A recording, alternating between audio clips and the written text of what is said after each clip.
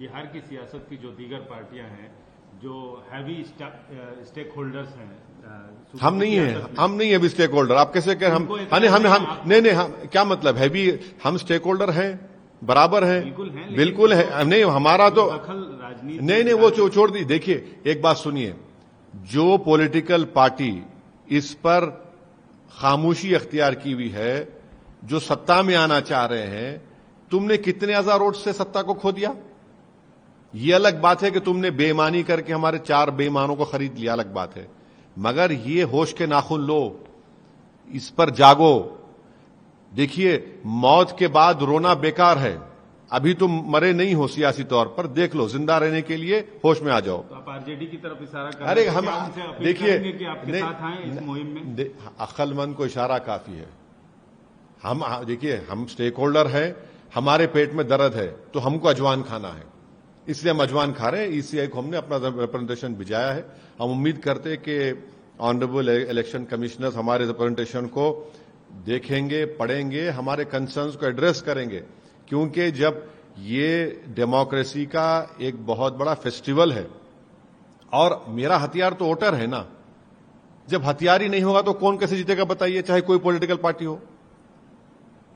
अच्छा, लगे हाथ जब ये भी हम जानना चाहेंगे कि सीमांचल से बाहर निकल के आप चुनाव लड़ेंगे, क्योंकि अभी तक देखिए, अभी तक हमारे प्रदेश अध्यक्ष अख्तरुल ईमान साहब ने ये कोशिश कर रहे हैं कि बीजेपी को सत्ता में आने से एनडीए को रोका जाए। इसलिए उन्होंने मुख्तलिफ पॉलिटिकल पार्टीज के, उन्होंने मुझसे जो कहा है, कह रहा हूं, उन्होंने बात की है। अब उनको समझ में आता है नहीं आता अलग बात है, मगर जहां तक हमारी पार्टी का मामला है, हम अपना चुनाव पूरी ताकत के साथ लड़ेंगे।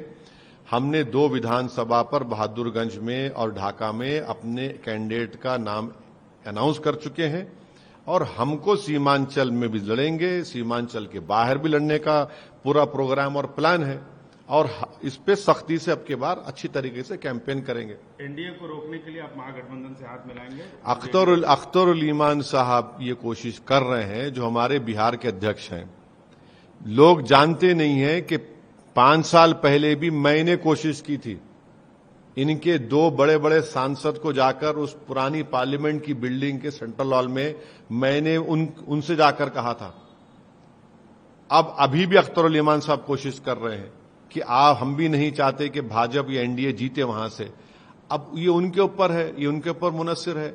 वो फैसला आजाद अपना फैसला लेने के हकदार हैं, हम अपनी पार्टी के हक में फैसला तैयार हैं।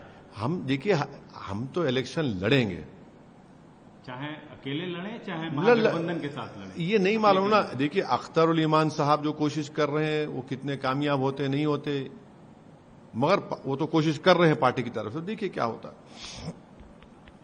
सर